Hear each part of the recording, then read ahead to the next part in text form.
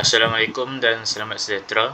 Kami dari kumpulan 7 ingin membentangkan tugasan SCL Penghayatan Etika dan Peradaban SKP 3122 yang bertajuk Bantuan Kemanusiaan dan Bencana Banjir Selangor 2021.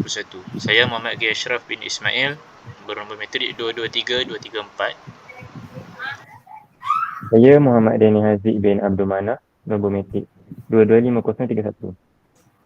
Saya Kunal Syafiqah binti Hamid, nombor metrik 224578.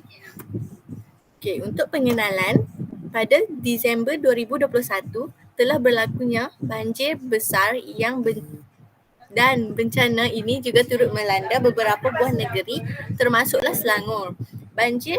Bencana banjir ini telah menyebabkan kerosakan dan kemusnahan harta benda yang banyak sehingga meragut banyak nyawa. Perkara ini telah meninggalkan kesan dan trauma kepada penduduk walaupun telah berlaku setahun lebih yang lalu. Penduduk juga berasa bimbang kemungkinan banjir berlaku menjelang tahun ini, tambahan pula ramalan peralihan monsun timur laut yang akan tiba lebih awal. Seterusnya kita akan melihat kepada punca-punca berlakunya banjir Selangor pada 2021. Terdapat dua punca yang berkaitan dengan tanggungjawab sosial dalam bantuan kemanusiaan dan bencana banjir di Selangor pada tahun 2021. Yang pertama ialah sistem saliran yang lemah. Sistem peparitan dan saliran yang tidak terancang dan tidak diselenggara dengan sempurna, tidak mencukupi dan tersumbat menyebabkan episod banjir kilat berlaku di Selangor. Tambahan pula dengan sikap masyarakat yang tidak mengambil endah dan membuang sampah sarap di dalam longkang dan menyebabkan longkang tersumbat. Kemudian, bantuan yang lambat. Gerakan pihak bomba sedikit lambat kerana hanya menunggu panggilan kecemasan daripada orang awam. Mereka turut didesak dengan hujan lebat pada hari kejadian yang mana merupakan 2 kali ganda jumlah taburan hujan purata bagi bulan Disember. Masa yang diambil juga bertambah bergerak dari pejabat bomba ke tempat kejadian kerana kesesakan lalu lintas. Kemudian berkaitan dengan langkah mengatasi. Langkah bagi mengatasi punca-punca tersebut, antaranya rakyat Malaysia sendiri telah turun padang bagi membantu mangsa-mangsa banjir. Banjir di Selangor ini yang berlaku telah membuktikan rakyat Malaysia masih mempunyai nilai-nilai murni dalam diri. Hal ini kerana rakyat sendiri yang turun tanpa mewakili badan-badan NGO atau pihak berkuasa demi membantu mangsa-mangsa banjir. Selain itu, kerajaan negeri juga telah menyalurkan bantuan kepada rakyat yang terkesan. Antara langkah pantas yang diambil kerajaan untuk meringankan beban rakyat dalam kemulut banjir ini adalah Menteri Besar Selangor sendiri, iaitu Datuk Seri Amaruddin Syahri, telah memohon bantuan dari Kerajaan Persekutuan bagi menangani masalah banjir yang melanda rakyat Selangor. Selain itu, Kerajaan Negeri Selangor juga komited dalam meringankan beban mangsa-mangsa banjir yang terkesan seperti pembaikan kediaman dan proses pembersihan. Kerajaan Negeri Selangor juga telah merangkap Badan Pengurusan Banjir bagi mengelakkan banjir berlaku di masa akan datang. Antaranya ialah pembinaan tembok banjir dan melebarkan dan mendalamkan sungai, menaik taraf sistem saliran sedia ada.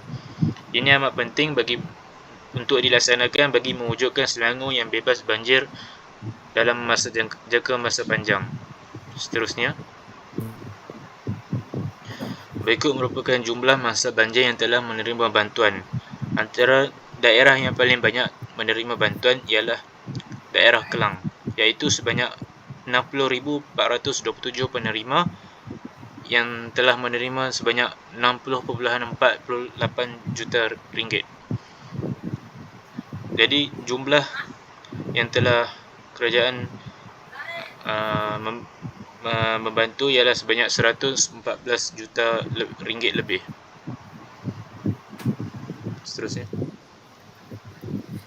Seterusnya, saya dapat menyimpulkan daripada kerja SCL ini adalah masyarakat Selangor kurang bersedia menghadapi bencana banjir yang melanda ini. Oleh itu, Pihak sukarelawan perlu memainkan peranan yang baik untuk menyampaikan maklumat penting agar jumlah yang terkorban dapat dikurangkan. Antara maklumat yang penting perlu disampaikan adalah berkaitan dengan beg kecemasan. Beg kecemasan atau lebih dikenali sebagai satu rumah satu kit yang boleh memasukkan pelbagai perkara penting di dalam itu seperti dokumen penting, makanan bertin, duit dan sebagainya. Rumusan bagi saya pula, banjir di Selangor pada tahun 2001 merupakan banjir yang terburuk yang pernah berlaku. Melalui bencana banjir ini, kita dapat melihat bahawa tanggungjawab sosial sangat penting yang mana dapat mengelakkan yang tidak diingini berlaku. Tanpa bantuan kerajaan, pihak bomba, NGO, kesukarelawanan dan sebagainya, situasi yang lebih teruk mungkin berlaku seperti peningkatan angka kematian. Tambahan lagi, bantuan kemanusiaan ini juga dapat menjadikan hubungan yang baik dan meningkatkan keharmonian antara masyarakat yang terdiri pada pelbagai kaum dan agama di Malaysia, lantas mewujudkan negara maju dan selamat. Bagi rumusan untuk saya pula, berdasarkan banjir besar yang telah berlaku pada akhir tahun 2021 di Selangor ini, dapat kita lihat bahawa tanggungjawab sosial dalam diri setiap rakyat Malaysia amat penting dalam menghadapi sesuatu, terutamanya ketika berlaku bencana yang tidak dapat dielakkan. Kita harus bersyukur kerana rakyat Malaysia masih ramai yang mempunyai nilai-nilai murni dalam diri kerana sanggup memberi bantuan kepada mangsa-mangsa banjir tanpa mengharapkan sebarang balasan.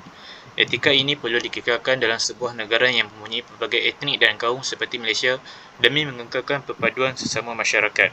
Di samping itu, tidak akan pantas kerajaan dalam menangani detik kesusahan rakyat dengan segera memberi bantuan dari segi jangka masa pendek dan juga jangka masa panjang. Oleh itu, jelaslah tanggungjawab sosial dalam diri manusia adalah amat penting dalam mewujudkan negara yang harmoni. Sekian, itu sahaja daripada kami. Terima kasih. Sama.